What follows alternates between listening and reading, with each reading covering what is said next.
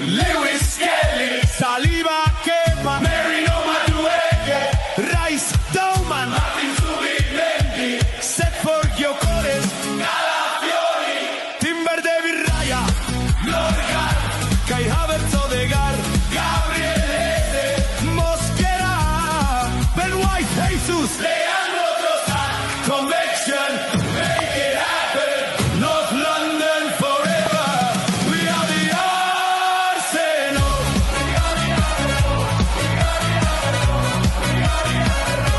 The Arsenal.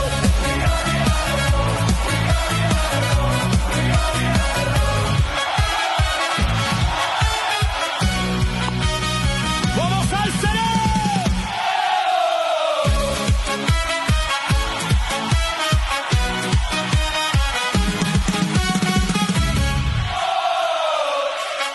Are we done yet? Go, go, go!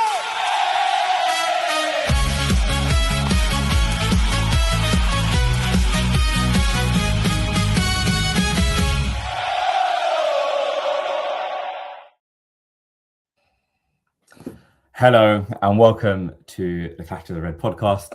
Although this isn't the Clash of the Red podcast today, this is a celebration of the Arsenal. 22 years without a league trophy, finally coming to an end. 22 years of hurt. 9 months of me having to listen to these jabronis week after week, goading me about how Arsenal have failed miserably over the many years. But that has finally come to an end. We've got the United boys, Mr. Forex trader himself, Dr. Omar Munshi. How are you, my man? I'm good. How's everyone going? All good. And we have the Pringle man himself, Mr. Once You Pop, You Can't Stop, Uzi Dawg. Today's your day of reckoning, man. How are you? I'm good. I would say I'm good. Look, you see this here? Look, that's the death of football, bro. That's why there's no light in my room today. Good to see you, man. And if it isn't the Asian James Corden, Dr. Zahid Sheikh, representing the worst Premier League defending champions of Liverpool. How are you? I'm just waiting for this pod to be over, to be honest. We were meant to have gone live yesterday. In fact, we were meant to go live on Monday, but obviously it was Arsenal versus Burnley. And yesterday I had to be there live at the Emirates. As many of you have seen some of the images and pictures, it was absolutely buzzing. Approximately 100,000 people descended upon the Emirates Stadium yesterday, which was just incredible, amazing. Where do we begin? Boys? How are you feeling after finally Arsenal getting this trophy? Let me start with you, Zahid. I mean, it's a mixture of emotions, to be honest. Like,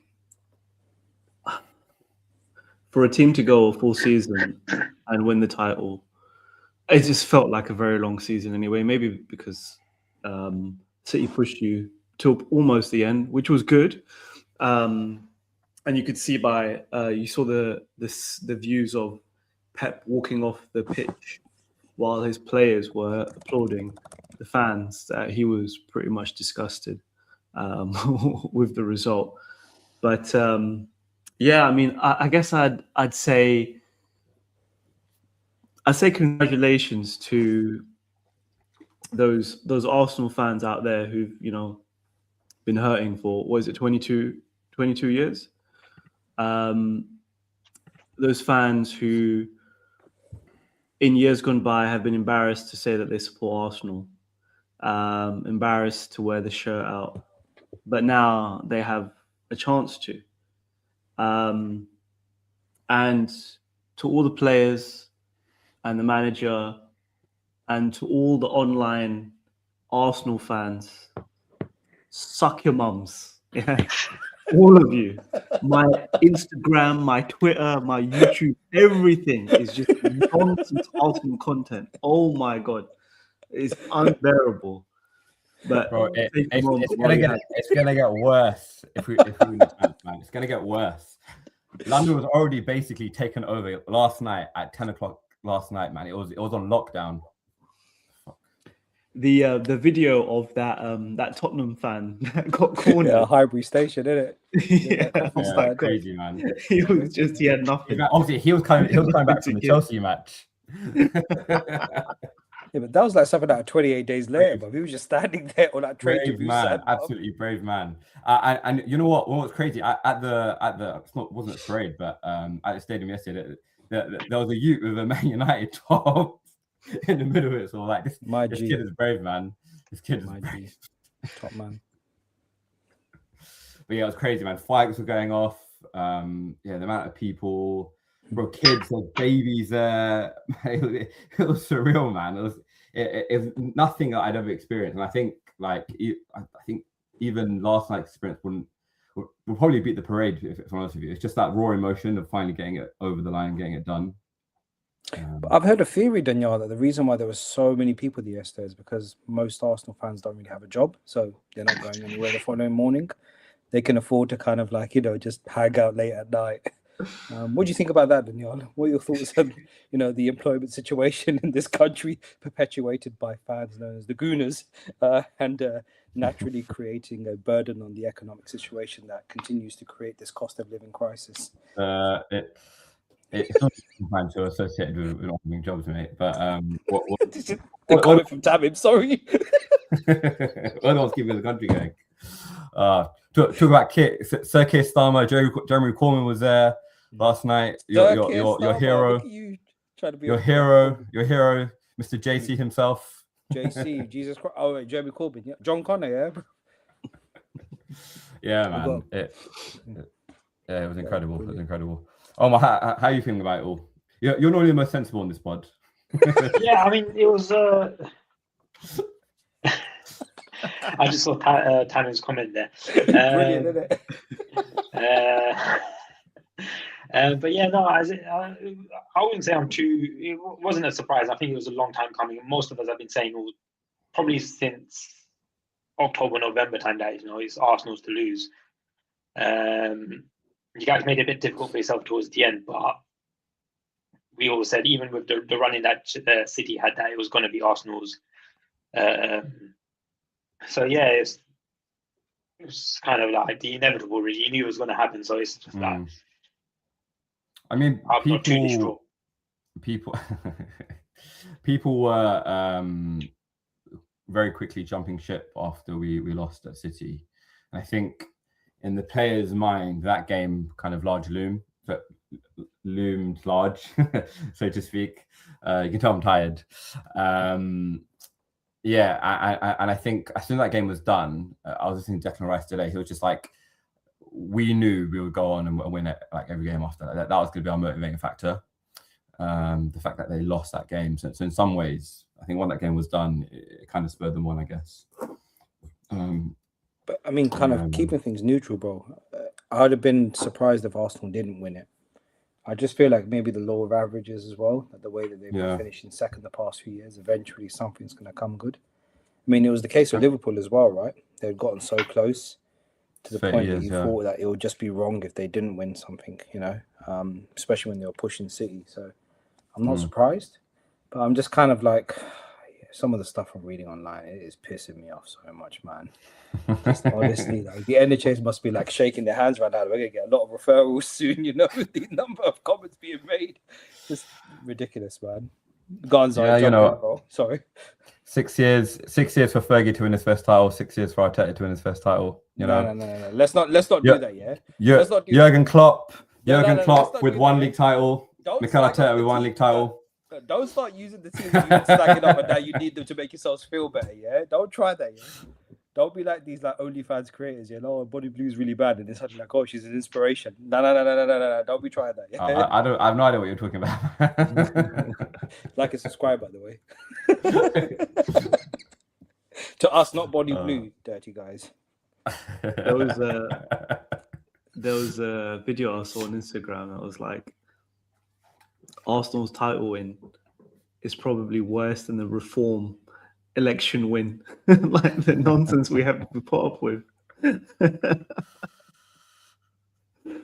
God.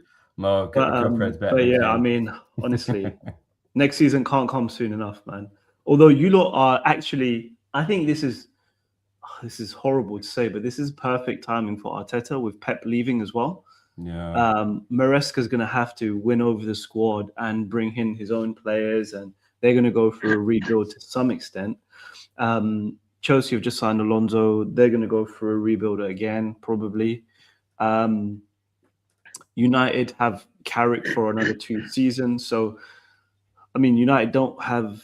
I mean, they'll have Champions League football next season, right? So they'll be playing on multiple fronts. So they will have to invest in the summer. But they might potentially, do something next season. Liverpool, I have absolutely no idea what's going to happen in the summer. But yeah.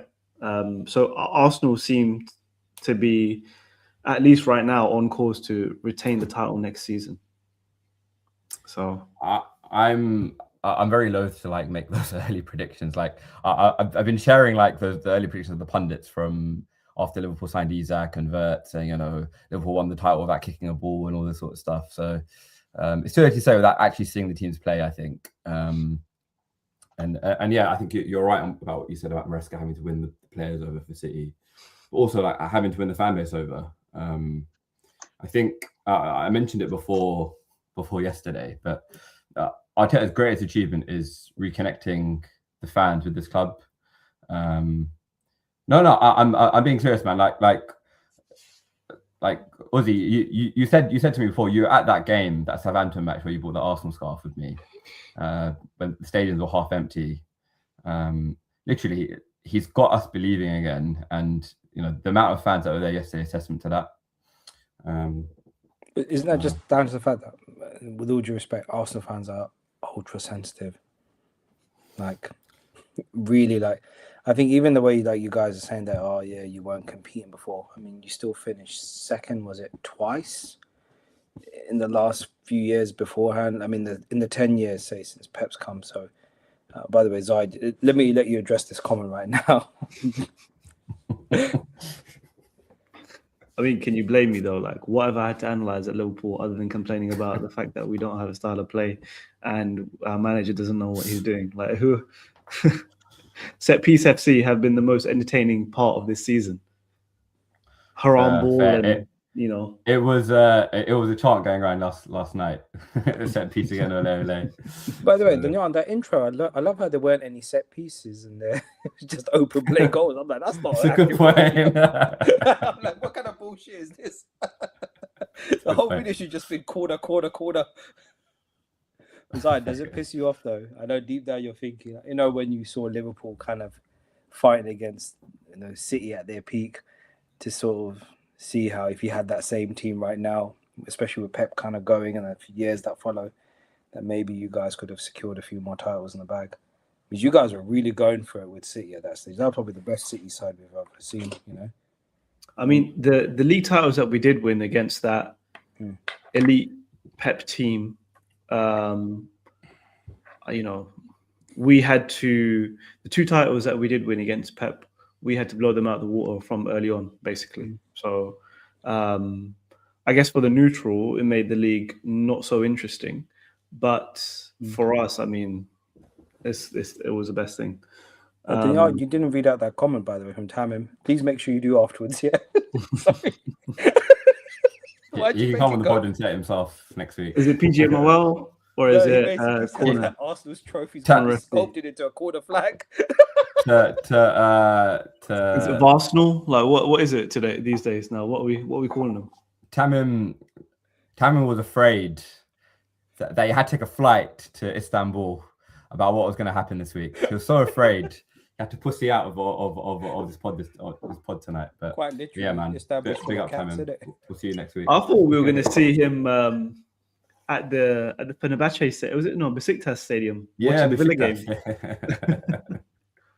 Live streaming from there. Cheering Unai on, man. Do you think this is big? Sorry, Zahid, after you. No, go ahead. Danyaal, do you think this is a change in Arsenal? Are they going to just run with it now, or is it just? Yeah. No, it's really. I do think it's windowed to do that because Pep's gone. But but I think it's too early to say that. Obviously, like everyone's going to get better as we hit every single year. Man United will get better, Chelsea will get better, Liverpool will get better, etc., etc. And Chelsea's a bit of an unknown factor with Alonso there. But yeah, it's a real opportunity to really have a bit of a monopoly if they strengthen, if they get rid of the players that they need to get rid of.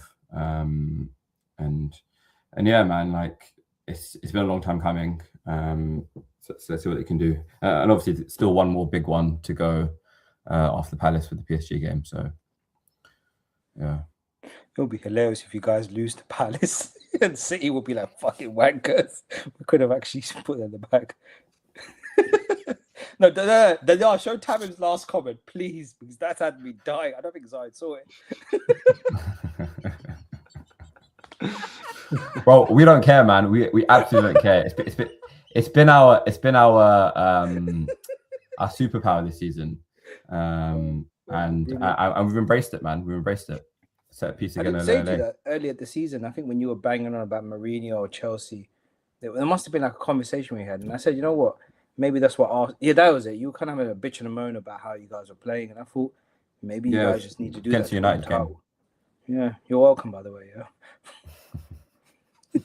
Yeah, I mean, the thing is, I just thought it was the first pancake. The first pancake you always chuck out. It's a bit rubbish, but like it sort of continued. And what I'm hearing from a lot of analysts now is that maybe now next season, now that we've finally got over the line, maybe the shackles will be off. That they'll play with a bit less fear than what they have done this year.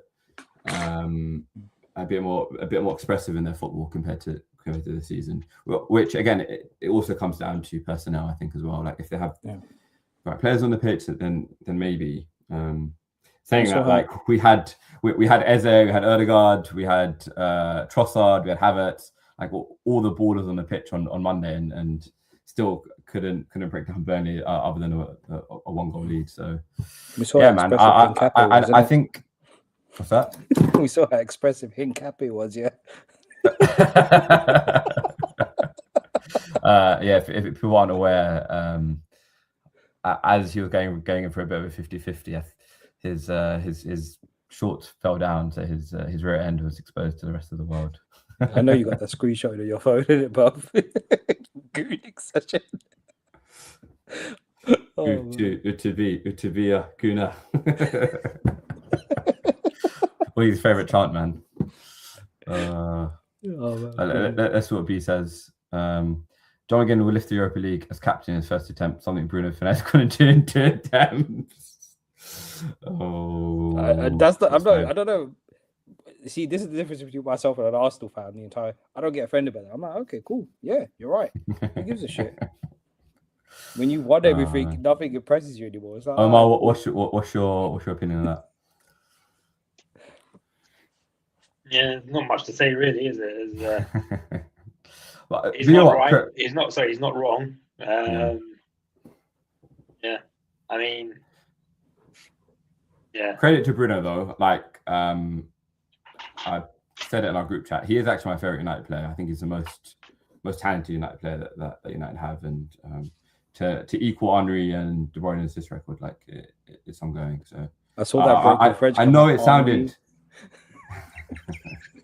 I know it sounded like sour grapes last week when I was just saying, like, by the FWA Writers Award or whatever, but I do respect Bruno. But I think the point I was trying to get, and maybe it didn't come across clearly last week about Bruno, was that I feel like there's always a bias towards attacking players rather than defensive players, and obviously Arsenal's superpower again this year has been their defensive prowess.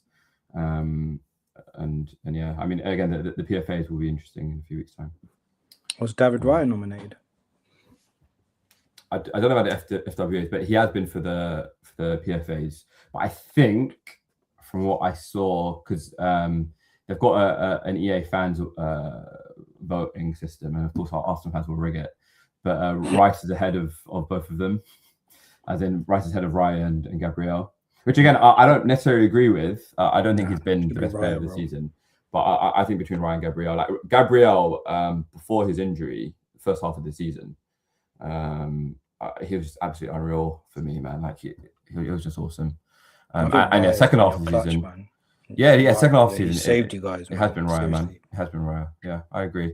That West Ham match, the Brighton game. Even the PSG game, bro. Like those are the clutch PSG. moments as well, man. He just showed Oh, up. Atleti, you mean? Yeah, sorry, that's it. Atleti, yeah. My bad. Yeah. Hopefully, inshallah, not the PSG game. Yeah, inshallah, PSG game. Inshallah, not, man. What are you on about? I can't wait for this to be over. Don't worry, son. We have a really short episode today. Who's your? Let's actually go around. Actually, who is your player of the season, Zahid? Isaac, yeah. Ekitike. I think I have to come back to me. Actually, I have to think about that. Okay, cool. Omar, would you go for? Obviously, I'll admit my bias in this one, but obviously, I'll lean towards Bruno on this. Not just obviously the assist that he's got, but he is like the talismanic figure in our team. He's lifted this club to, I think, even the previous seasons when, his first couple of seasons under Ole and early period under Ten Hag, he was the one that was sort of carrying the team along. I know the last maybe 2 seasons weren't great from him, but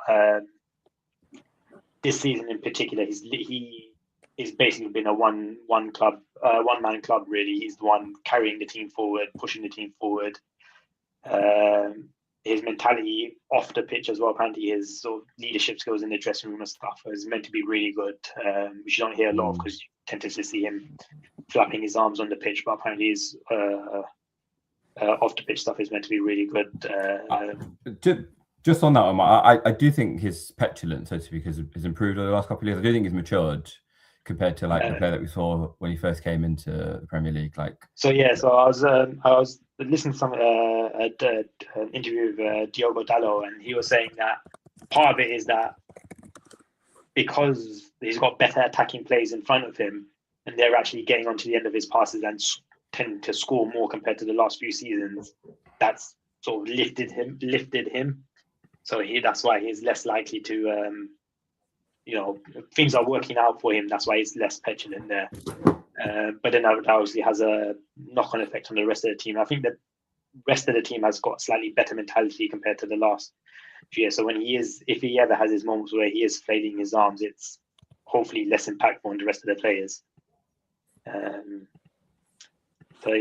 I would say in terms of Arsenal though, I would say probably Raya has been your best player this season. He's saved you so many times. I know Gabriel's been great and Rice has been great, but I'll lean towards Raya. And I think that where you've got those three, that's where you might get that split in the vote for Arsenal. Yeah. And that's where Bruno might edge in the PFA, but you never know. Yeah. It'll be interesting, obviously, with the PFAs, because obviously it's the players who kind of vote for that one. So, yeah. Uzi, do you think it's Raya player of the season? Yeah. I mean, I would. A part of me wants to say Bruno just because of where United were, but again, I just think that's almost immaterial because it seems to be like a trend with United where they're doing shit and then someone's kind of dragging them along. So he's done well. Let's see how it goes next year. But, just based on the entire result of the season, I think David Raya is the man. Honestly, like I've been so impressed by him. I was expecting Arsenal to crack in the last 10 games, but for him to just stand up the way he has done, man, fair play. I mean, he's pretty much. I mean, that West Ham game, I was on edge, but just the saves he was pulling out left, right, and centre. I know it's only one. I mean, you're normally on edge, but so you're normally on edge. No, he was brilliant, man. I think he kind of just reminds me a bit of what De Gea was doing for us that time, but unlike De Gea, he actually had a good sort of solid setup in front of him. But yeah, awesome performance, man. Really surprised. I'm also happy for my boy Emi Martinez, man. That he actually won a Europa League trophy, after you guys discarded him like a tissue that's been used for activities. I'm happy that he's finally got his trophy. Blowing your nose. Yeah, blow my nose. That's exactly what we call it, yeah. But no, David Raya from you, bro. Go on, Zahid. Okay. Yeah, I think I can't I don't think, I mean, maybe I'm biased, but I don't think it's been a fantastic season in terms of standout performances. I mean, I would say probably like we've discussed, Raya has probably been the most standout of those performances, and that's tantamount to Arsenal's defensive coordination and organisation. But yeah, other than that, I mean, I don't think that it's been like there's no one that's set the Premier League alight this season and been a standout star. Like last year, it was clearly Salah, you know, but this year, I don't know. It's been a bit more. It's not been so clear cut, I would say. Fair. I do think like until Gabriel had that injury, he was on course to having that sort of Van Dijk season where he was kind of gearing his team to victory. I don't know, he's still been good, but yeah, I just think his performance maybe dipped slightly in the last few weeks. And yeah, like even on Monday, he was getting a bit far too ragged, a bit too over passionate, I think, for my liking. Whereas I thought he kind of took that out of his game before, but yeah, I guess the pressure of the title, I think, can get to you. Yeah. Okay, so we discussed that. Should we move on to Liverpool? Should we talk about Liverpool's game at Villa? Since we are talking about Aston Villa and them winning the Europa League, unfortunately. I mean, yeah. I mean, we could talk about from Liverpool's perspective. I was surprised by the scoreline, but also not surprised at the same time. I didn't expect Villa to do. I expected us to beat Villa. I didn't expect Villa to do much. I thought their eyes would be on the Europa League final as opposed to on the Premier League. But clearly, they were either so G'd up and ready for the Europa League final that they were ready to play. And you know, I guess you could even say that everyone who was playing wanted to put out a performance so they would get picked by Unai for the final. And Liverpool just crumbled, man. It was disgraceful, honestly. And it's just another example of the players don't seem to want to play for Slot anymore. Like whatever his game plan is, they don't buy into it. They don't seem passionate and motivated and willing to, you know, stay the course. It's crazy compared to last season where we had somewhat defensive stability, but we had Van Dijk, and then in front of him we had Gravenberch playing really well in defensive midfield. We had McAllister playing really well as well. Whereas this season, McAllister's had a very poor season. Gravenberch has sort of been asked to do more than he's necessarily capable of. He's not even a defensive midfielder. He was converted into that last season as a makeshift DM, and we kept him on there. We didn't sign anyone as a new DM to supplement him. And it's just ridiculous. And yeah, I mean, everything that Mo said was right, man. Like to an extent, he knows what helped Liverpool win titles and trophies. And that was the style of play instigated by Jurgen Klopp. That was what got the fans on side, what allowed us to play attractive attacking football, that even the neutral would like to watch a Liverpool game.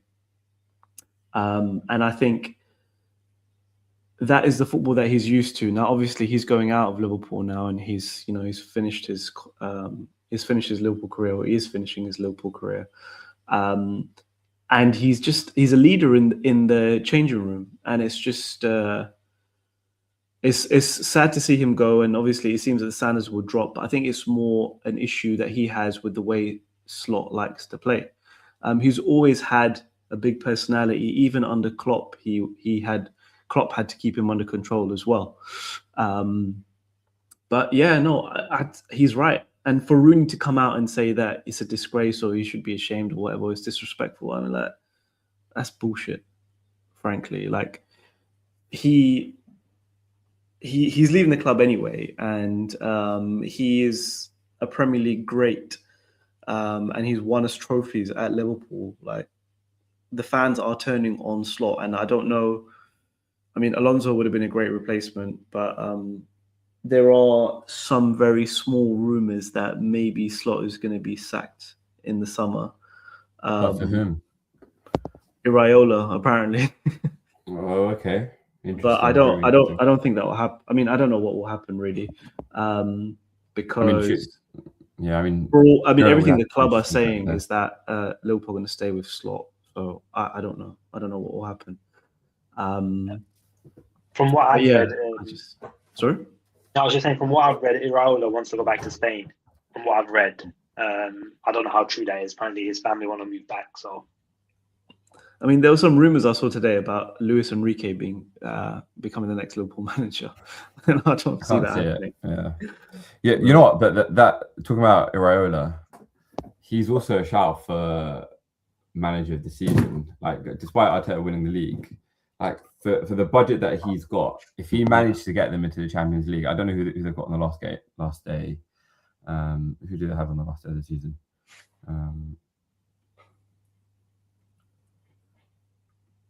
And now because Villa Forest away, I think they'll beat Forest. So the max they can get to is 59, but you're going difference is better than theirs anyway. So yeah, I think Villa would have to have been 5th for there to be a 6th Champions League spot. But I mean, even if they were to get Europa League, like what an achievement for Bournemouth, man! Like losing basically their first goalkeeper Kepa to Arsenal, Dean Huijsen going to Real Madrid, and then losing literally their best player Antoine Semenyo in January to Man City, and then to still basically been undefeated as soon as they lost him. It's just incredible, man. Like, just really, really impressive the work that he's done there. Yeah, no, I don't disagree. I think he's a great manager, and if he does go to Spain, then he'll be a loss to the Premier League for sure. Yeah. But yeah, I mean, from Liverpool's perspective, I'm just not confident for next season. I mean, I guess it depends on what happens in terms of recruitment over the summer. But if the players that are there do not buy into his style of football and the way he wants to play, he's not going to overhaul the entire squad. So what does that mean for what's going to happen to us next season? I would love for us to challenge again, but I don't see him going back to playing Klopp football. So yeah. I have a question from Tamim. Do you like good success for Alonso at Chelsea? Dawg, I know you had some opinions on that initially, but I don't know, man. Chelsea's one toxic place. I think he might do a decentish job, but I think for him, maybe going to Chelsea is just a nice little paycheck as well. I'm quite surprised he accepted the job, but maybe he just wants to stay relevant as well in the market. I mean, they promised him a lot more power than what previous head coaches had, which I think might have swung. He's been signed as a manager as opposed to head coach from what has he? Yeah. Okay, so I think that gives a bit of an indication there as well. Again, it all depends on recruitment, and that's one thing I think sometimes get right, but a lot of the time they get wrong. Obviously, they've been a bit of a trading factory in getting young players and then trying to sell them on for profit. I mean, if that's still going to be their MO and their motto this summer, then no. But if they actually recruit for what Alonso needs to succeed, like a decent striker, some better defenders, and potentially like an upgrade on Sanchez, then maybe. I do rate Alonso for his work they did at Leverkusen as well. So yeah, I think. Go on. It's just a question of whether he'll be given the time there, which I'm not sure if he would. This is where he might have been better off going. Well, better suited to going to Liverpool, where he probably would have been given a bit more, at least a couple of seasons to implement his ideas before expecting some sort of return. Whereas Chelsea would be expecting maybe not like league and Champions League, but at least a decent cup run competitions, which he might be able to get for them. But I think based on his time at Madrid, I feel like with this squad of players, whether it would be a similar sort of situation where he's trying to manage fires rather than focus on tactics and stuff like that. It might be okay where they're a younger team and not as established compared to a lot of the Madrid players, but it might be a bit of deja vu on that front, in my opinion. Well, whilst we're on Chelsea, did you boys watch the FA Cup final on Saturday? Not really, no. In I and watched out. bits and parts of it, not Yeah. the whole thing. Did you see Kusanov's foul in the box? No, what was that? Like he did a signature move where he wasn't even looking at the ball. It literally just comes in, barges the player off the ball, and I think it was João Pedro, and like if it's not in the box, it's always given as a foul. But yeah, it's like the third or fourth time he's done that now. Like obviously going back to the Kai Havertz one that Arteta was complaining about. Obviously he did it against Sharda against Brentford week before last week. And now this time as well. It's become a signature move now of literally barging a player off the ball and then not getting penalised for it. So yeah. Yeah. I mean, it's not like Havertz didn't those studs straight into the ankle of the whoever he was. Burnley player. The Burnley player, yeah. Yeah. And I mean, how did Trossard not get a yellow card in the 11th minute for pushing the striker onto what? Like, how did he get away with that? The answer that I had is that the referees are just useless, man. Yeah, they gave up. They do not want to be involved in making any decisions that might affect the title run because they are pathetic. Pathetic. No, it's decisions either for or against. Like, and they want to refer it to VAR, and then VAR doesn't want to make a decision either. It's just bad, man. And we complained about them for years, about the inconsistencies from their decision making. But yeah, I do think Havertz was a lucky boy to stay on the pitch, even though apparently the reason why he didn't get sent off was because there was no force in the challenge, and there have been other fouls like that this season, like Foden doing one on a player where he kind of raked his studs on a player's Achilles, and it just got booked. So yeah, I do agree he was lucky, and then who knows what could have happened in the last 20 minutes.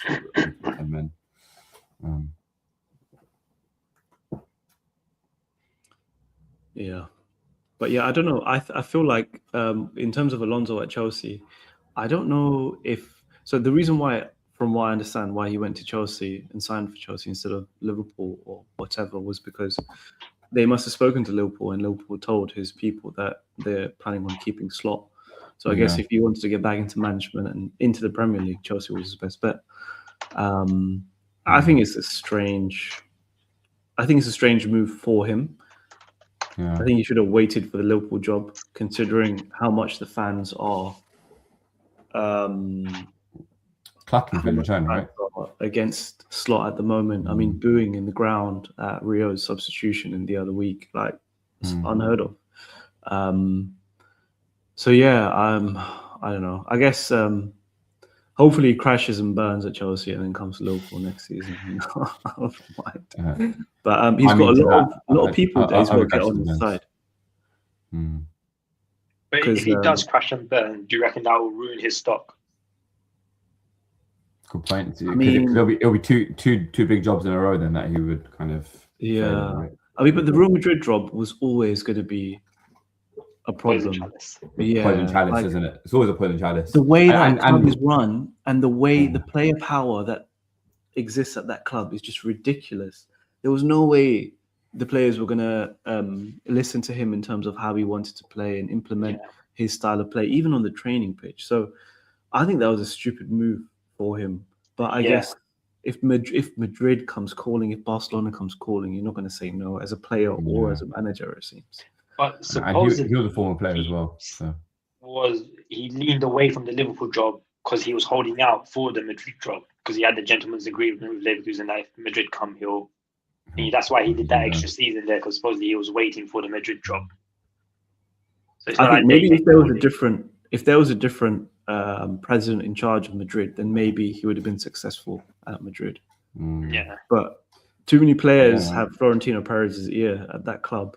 Yeah. So And Yeah. Jose Mourinho going back there as well, man. Like, Yeah. pure cinema, man. Honestly. Oh, I'm so happy. I'm so glad. Like the stuff he's going to say in the press conferences, the team's going to put out. yeah.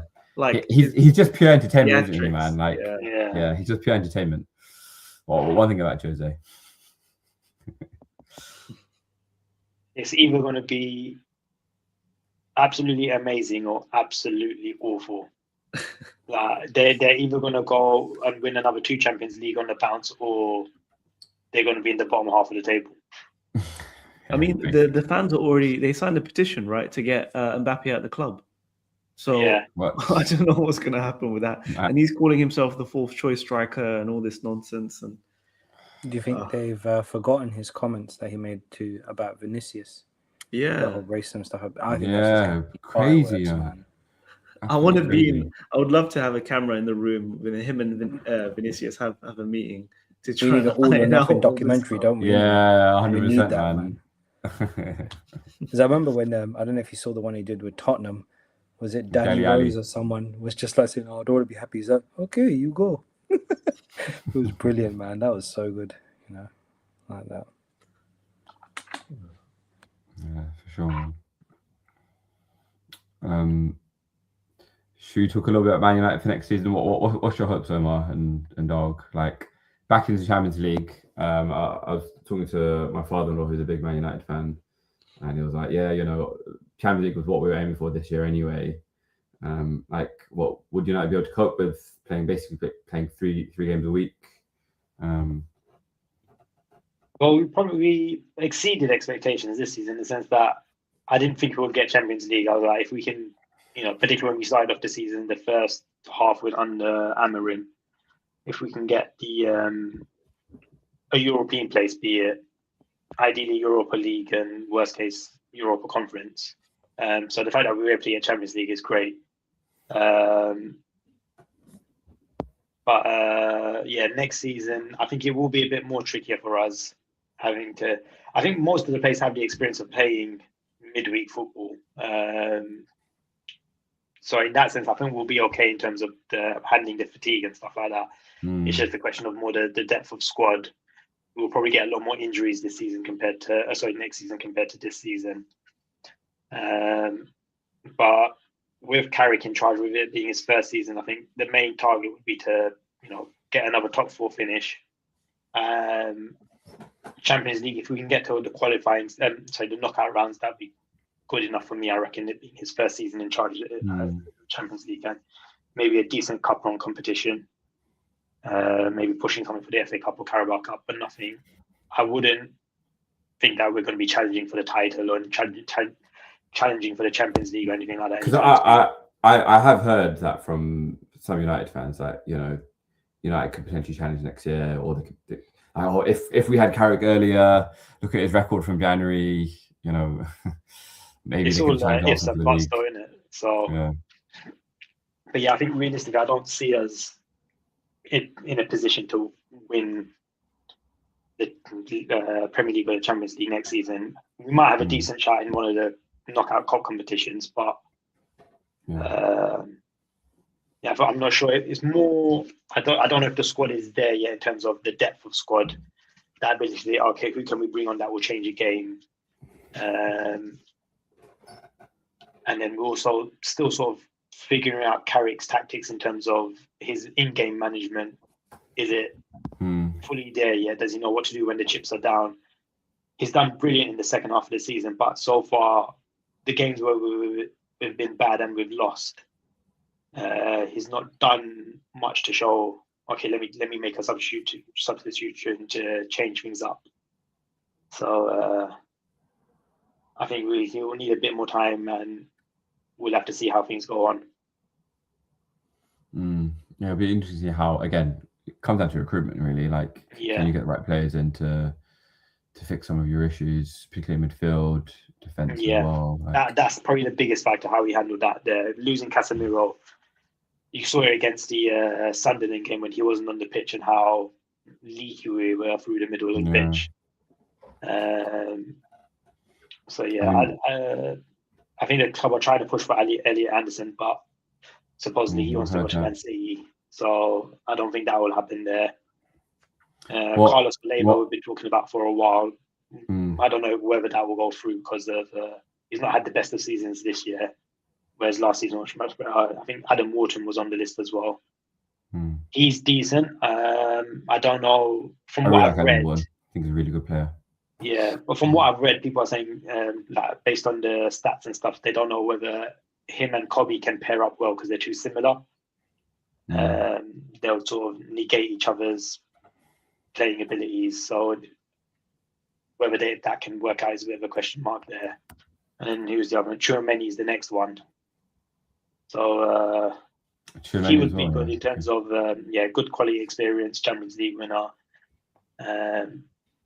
My only concern is based on what's happened recently in the Madrid dressing room, whether he would bring disharmony into the current dressing room, where it's taken compared to seems like the squad is in a good place where everyone is heading in the right direction. There's no fractures in the dressing room, which we had over the last sort of 2 or 3 seasons. So whether we'd want something like a character like Tchouameni where that could happen again is something I would weigh against him, I think. Yeah, fair. I guess the real question is what you're going to do when Onana comes back to your team, man. Yeah.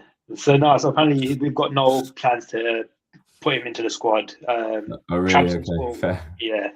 Trabzonspor want to make it permanent.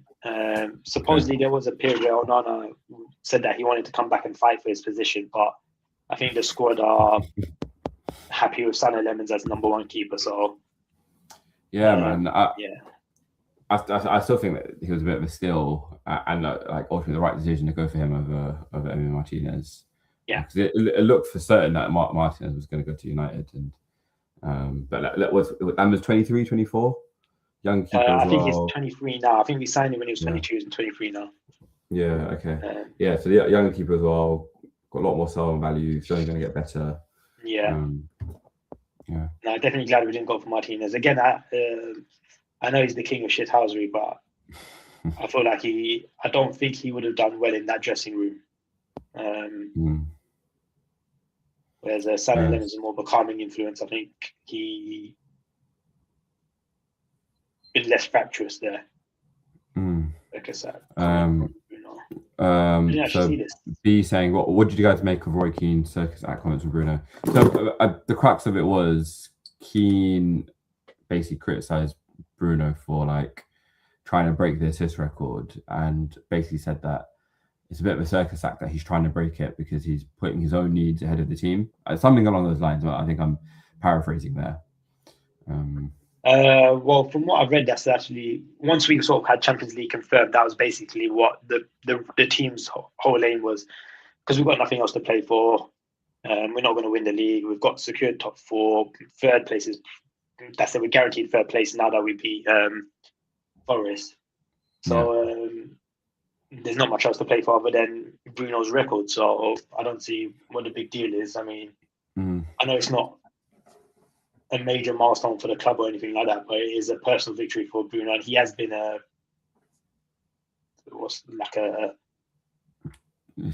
stalwart for the club. Basically, he's the one that's been carrying his club forward for the last few years as captain of the club, and it just brings a bit of pride and joy to the team. Then no issues about it. I know I've seen some of the other talk shows and stuff where they're like, why are we making a big deal out of it? But I mean, if it brings a smile on the fans' faces and brings a smile to the team, what's the issue? It's like when they were complaining about Arsenal's over celebrating after the semi-final. I mean, let them enjoy it. What's the big deal?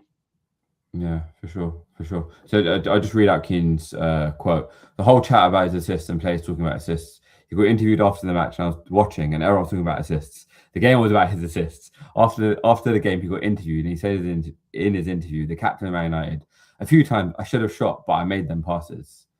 So apparently he misquoted Fernandes. So Fernandes actually said there were probably moments today when I should have passed instead of shot. I'm very happy for the assist, but more than happy for the win to finish the season on high. So yeah, he was kind of taken out of context there a little bit, but I still think like there's a bit of sour grapes there from Keane towards United, just about how he was booed out the club from Fergie. Yeah, But yeah, that's a long story. That's a chat for another day. that's a whole other podcast. Yeah. By the way, Omar, I saw that Saipan film about Roy Keane and Mick McCarthy. Fucking dog shit, man. Rubbish film. Horrible. Bored. Fell asleep. Woke up. It was still playing. Yeah. Bit like Man United matches. Yeah. No, I'm joking. So I made that comment about Arsenal games. I was like, okay, I could use it today. As much as I hate to say this, though, I do think with Arsenal winning, it should shake up the United management. Look, it's not just about buying players and thinking, okay, splash cash. You have to invest in a model or project, or you have to invest in someone that A, understands the club, and B, can help bring about some sort of cultural change. Yeah. I had the displeasure of watching back Arteta's first interview when he was kind of in the Arsenal role, and he said that he wanted to change the culture. And I feel like that's what's been lacking from United for so many years. It's just been like a quick fix, like, oh yeah, let's just throw some cash, we'll try and win a title, and that's it. Fair play to Arteta that he came with the intention to unite the fans and bring about winning ways, and he's done it. And I said this before, the club backed him. I would like to see the club back Carrick, even if he goes through shitty periods. I mean, the same way I'm hoping Liverpool back Slot, even though he's had a bad season. I still think, there's credentials there. Zahid shaking his head like a Sufi on really, really high speed. But, yeah, let's see what happens, Yeah. Again, I do think it's a bit of a lesson there in terms of trying to see a project out, having faith in your guys, not immediately jumping ship when there's turbulent waters. Yeah, it's a good point. It's a good point. Yeah, I think that maybe with clubs like United and Liverpool, because they're kind of sitting on such a illustrious history where it's always been about winning, it almost becomes like a thing like, oh shit, if we're not winning, then we're going backwards, as opposed to acknowledging, okay, maybe we need to change our game and just, don't just expect to kind of like get results instantly. I mean, it's crazy how since Ferguson's left, Liverpool, Man City, and I guess now Arsenal have all shown that they can adjust with the times, whereas United still seems to have that theory of, oh, we'll bring in a new manager, we'll get some players in. We'll bring in a new manager, we'll get some players in. So hopefully with Arsenal winning, it should give them a little kick up the arse, but I guess kick up the Arsenal, but we will find out, eh? Yeah, fair. What did you guys make of the Southampton controversy versus Middlesbrough? Spygate. Absolute madness, man. Zahid, I think you got some thoughts. So first and foremost, if it wasn't for Spygate and if it wasn't for Southampton, no one would give an absolute flying fuck about the playoffs, the Championship playoffs. Like, they made it relevant with all this stuff. Otherwise, it'd just be like, okay, who's getting promoted next season? Which of those teams are going to go down? Like, that's all you care about, really, when it comes to promoted teams. And they seemed like potentially the only team that could come up and stay up as well. But yeah, it's hilarious. The fact that there's a photo of the guy with his phone filming is just hilarious. It's like, bro, if you're gonna spy, at least do it properly, man. Not like go out there with your like little camera phone, hide behind a little tree. Like, honestly, it's hilarious. And then not only do they get kicked out of the playoffs, but then they complain that their punishment is too severe. Not that we should be punished, but it's just too severe. Well, the thing is, they say that playoff match is probably the most expensive match in the season because of how much financially is at stake for whoever gets promoted. So, because something like whoever gets promoted is basically bound to get 110 million or something like that for the next season. So that's why they're complaining, because that's a big bag of change that's gone down the bin. But a few years ago, when Marcelo Bielsa was manager of Leeds, they did something similar against Frank Lampard's the Derby, but I don't remember them getting any punishment. Yeah, I suppose they maybe. got fined and Right. warned about their future conduct. That's interesting. So 'Cause basically, a bit of a slap I on the wonder wrist. if it was, did they get caught red-handed as much as the Southampton guy did? Yeah, I don't think it was as blatant, but I think that they admitted that they did spy. Yeah. I think was it on Hull? I think. No, I think it was against Frank Lampard's Derby County. Oh, County, yeah. Yeah. Against Derby, yeah. So Didn't like Marcelo Bielsa came out and said, "Yeah, we do this stuff all the time. And I don't know why they're complaining." Didn't he say something along those lines? it Yeah. sounds about right, yeah. Everyone does it. But yeah, I was interested to know if there's like a law in the game that says you're not allowed to spy on training. Like, I don't know. So, but yeah, the league had to make a decision pretty quickly because obviously the next game's You coming need up to- soon. So And you need to decide, isn't it? Yeah. yeah, Just hilarious, man. The whole thing, just a bit of a shambles. absolutely. I mean, not only that. I mean, there was a madness that happened in Scotland as well with Hearts and Celtic. Yeah. Oh my gosh, man. Talk about controversy in both of Celtic's last games, man. So obviously the VAR decision from the match before, and then also the fact that with Hearts, the full-time whistle hadn't actually gone before the players invaded the pitch. So by the letter of the law, the game should, in theory, should be null and void, and given to Hearts for 3-0. But yeah, I mean, Celtic are my second club. If I was to ever have a second club, just because they're pro-Palestinian and my Scottish roots. Didn't you say in the WhatsApp group it's actually Tottenham? Keeping it low quarter, bro. Replacement bus service team, yeah. Oh man, can't wait for them to go to the Championship. Wait, do you guys reckon Tottenham's going down or West Ham? West Ham. Man, West Ham. I still think West Ham. I don't think they'll get a result against Leeds, but Tottenham still haven't won a single game all season. Yeah. They just need 1 point though. But it could be an absolute generational season from heaven if Arsenal win the league, Tottenham go down, and we happen to win the Champions League as well. Like, honestly, just retire, man. I'm done with football. Like it's just. I support that. I support that. Yeah. So I think you're rooting for Arsenal to win the Champions League, then, man. I think De Zerbi is a good manager, and I think maybe the problem is they're at home to Everton though. So they are, but like I said, it doesn't make a difference to Tottenham. They haven't won a single game at home this year. Yeah, but yeah, I don't. My mum is going, by the way. I don't see West Ham beating Leeds either. So yeah, she forced me to buy tickets when they won a couple of matches. She went to the Tottenham Brighton match. She was like, "You're buying me tickets to the Tottenham Everton game. I'm sure there's going to be a party or something like that they're staying up." So you've been supporting Tottenham a lot more than your own club, yeah? Huh? You've been supporting Tottenham a lot more than your own club, yeah? Tottenham tickets are expensive, aren't they? Innit? I know they are. Supporting my mum. Bro, they're £110, man. Luckily, my mum paid for it, but £110 per person. She got some good seats. But I love how like Chelsea's having such a shit season, but they remember to still beat Tottenham at crunch time. It's just so typical Chelsea, you know. They always find a way to with an interim coach as well, like exactly.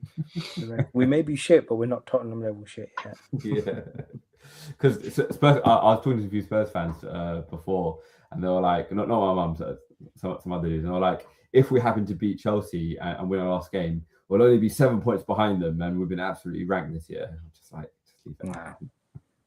it. Last year the finish was at 17th as well, right? Yeah. 17th. Yeah. That's mad. It's the history of Tottenham. Oh man. Honestly, that club, man. I mean, like I said, I find it hilarious if they do go down, but I can't see it. But fingers crossed. Well, I had to watch the Expressions video because I just saw the thumbnail of him like that. And he's like, it's the worst season of my life, bro. It's the worst day of my life. We lost to those scrubs in Chelsea. Yeah. Pretty funny. Should we do some predictions for games that actually matter? Like, Go for it. Yeah, let's go over Tottenham Everton since we're on that. When's the game? Tomorrow? No. All the final games of the season is at 4:00 on Sunday. All playing at the same time. Tottenham Everton. I think Everton's going to win 2-0. Wow. Yeah. Okay. Possibly. Quite possibly. Everton, man, for them. I mean, that game against City. Yeah, they were so unlucky not to have won it.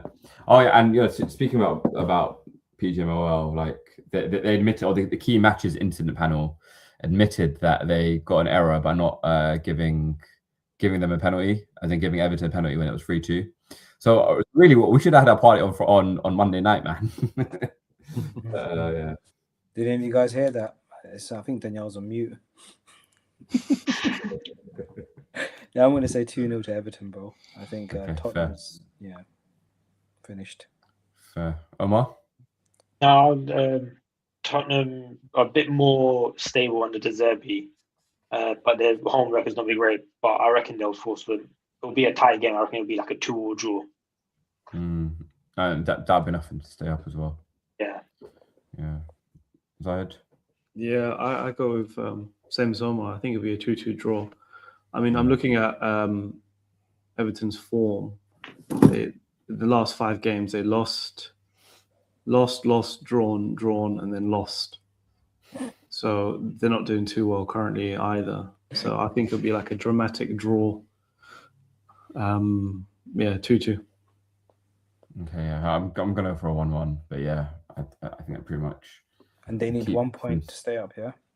They need 1 point to stay up. And West Ham have Leeds. Mm-hmm. At home to Leeds. Yeah. Leeds at home. As a honorary iron/hammer dog, what's your thoughts on West Ham Leeds? 1-0 to Leeds. 2 to Leeds. I think West Ham will beat them actually at home. I think they'll beat them. Which, if my prediction for that is correct, and your prediction is correct, then that means West Ham will stay up. So you want Tottenham to go down, innit? Save a bit of money, give them on tickets as well. Yeah? Championship prices. More than you believe.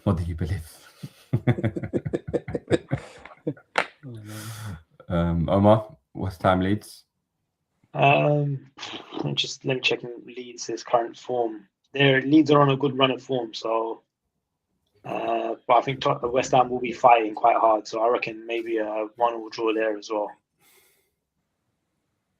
Yeah, I think the final day of the season is just going to go down to draws everywhere. Maybe, maybe. Zahid? Yeah, no, I think probably Leeds will score first, and then West Ham will panic and attack, and they'll end up. I think their game will finish 1-1 draw. Mm-hmm.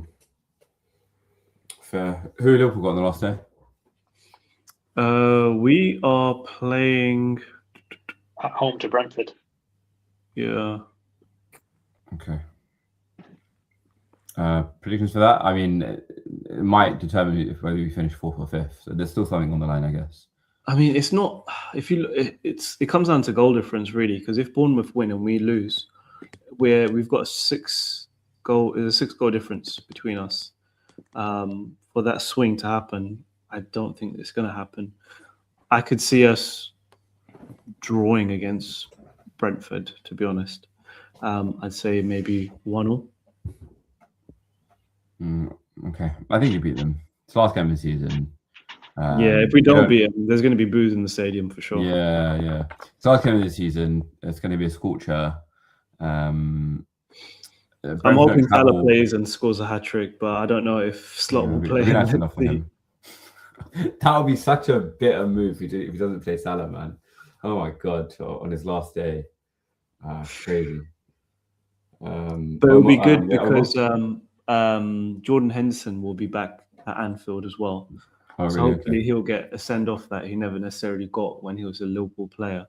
And then obviously Robbo's got his final game as well. You know what, actually? With the sentimental value of these players leaving, I think we'll win the game. Yeah. Because there's more. There's a lot more riding on it. Yeah. So I think we'll win like 2-0. Yeah. I agree, man. Like a 2 or 3-0 for me. Omar? Yeah, saying 2 or 3-0. Because it's the last game of the season. It's a home game. You guys need to just make sure you get that Champions League spot. So I reckon you guys will be up for it and you'll beat them. Yeah. Bournemouth have Nottingham Forest. I did predict Bournemouth to beat Forest. What do you guys think?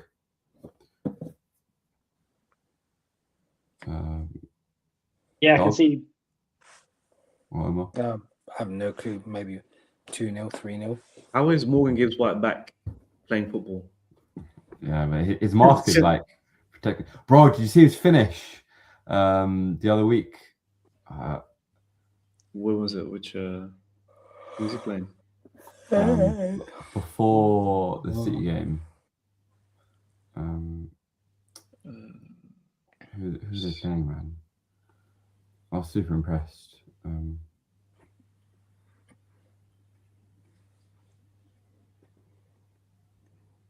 Christie.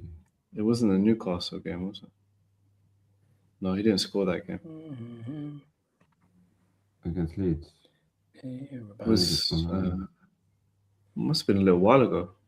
Okay. Yeah, it must have been a while ago. It could have been the 5-0 against Sunderland. Yeah, maybe it was that finish. Yeah. But yeah, crazy he's playing football. I think Bournemouth win 2-1. Yeah, I think Bournemouth will win that game. Iraola the last game in charge as well, so they'll be up for it. Yeah. Let's just quickly do the Arsenal matches, even though it's a dead rubber. So Arsenal versus Palace, or Palace versus Arsenal. Glasgow's last game as well.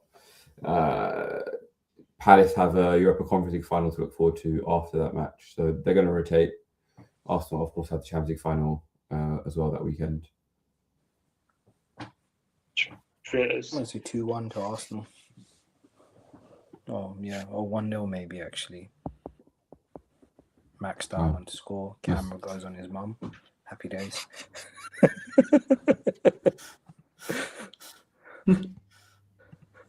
Let me just double check if she's actually fit. You know, I don't want to end up sounding like I'm waste man. Omar,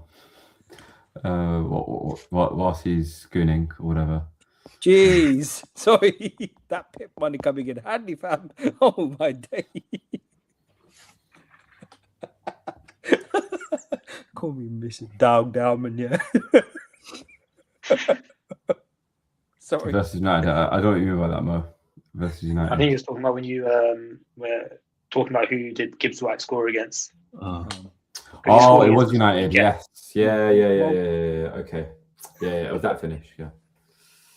I don't think it was it was a good finish, but it wasn't. I wouldn't say it was a worldie or anything. I thought it was really well taken. No, that was well. The way he was able to turn his body onto it. His technique to score. I was just super impressed by it. Like not many players can pull that off. Yeah. Anyway, Zahid, Arsenal Palace. Before we do the Champions League final. I mean, you're going to win the game because Palace will have. Yeah, I mean, you've won the league. Everyone's on a high. I don't see anything other than a win. Danyaal, I've heard that if you beat Palace, you get. I think Palace gets like 10 million because of Eze or something stupid like that. Yeah, because we won the league. Yeah, match fixing. That sounds like match fixing to me. You know about that, wouldn't you? Of course I would, innit? No balls are hid. Do not redeem it. Indian to you, blood. You do actually. Babu, I've still got your Mauritius ID card you sent us in the group here. Don't make me whip that out along with everything Zahid. He's so sly. You know what? I just remembered. He's so sly. He sent pictures of him with Thai and with what's Yeah, his name? one time view Robbie. in it. Yeah, he sent it as time view view. once only because he knew we'd use that against him. Yeah. I'm like, why is there 2 ties in the picture? Yeah. Oh man, we had a laugh. So basically, at Villa Park, when we went and lost 2-1 this year, so B was there, Mo was there. I went to pray, and the Villa fans surrounded Robbie and the AFTV crew. So they're all around him, and then Mo and Bilal were there, and they went viral because they got serenaded with second again, ole ole. So obviously we saw Robbie and we're like, Robbie, do you remember all the Villa fans serenading us with second again? They're like, yeah. Look where we are now, man. Champions of England. So yeah. He doesn't remember you. That was a generic. Yeah. He doesn't remember you guys. No, he doesn't, man. Probably He's not. drowning in all Probably that not. money, bro. All that Was Troops there as well? The Troops turn up, considering he That was saying get alcoholic rid of this smurf. manager and all that nonsense. Truth was busy crying on his live stream. He got a bit of emotional. He also fell out with Robbie as well for some reason. I feel for Claude, you know, man. That's the one guy I actually wish he could have seen this because, like, he was a proper. Yeah, they said Robbie did say that, and Ty did say that as well. Like, you know, that Okay. it's almost for Claude. Did Robbie mention Mo Hader by any chance? Oh no. Okay, maybe not yet. So maybe he hasn't changed. We're gonna get shut down, aren't we? Oh man, yeah. 100%. Yeah, and basically, Bearman's had 3 Palestine flags out, 3 Palestine chants as well. Yeah, man. Whilst the club is a bit anti, the people definitely aren't. So, yeah. I never saw Hugh Laurie's tweet as well. The guy that plays the House. Omar likes him. Yeah, Omar's a fan of him. Even he put out on Twitter, "Oh my God, Arsenal! I'm so happy. I'm so proud of you." Something along those lines. So yeah, you got quite like Arsenal fans coming out the closet, man. Exactly, man. Even like Chunks came out saying I'm Arsenal support. I'm like, sweet, you're Chelsea support. Yeah. No. He's been Arsenal support from day one. Has he? He's been good for time, yeah. I saw him wearing a Chelsea shirt years ago because of Raheem Sterling. So I thought it was kind of I think that like they do a lot of charity stuff, and they've Chelsea's a charity case.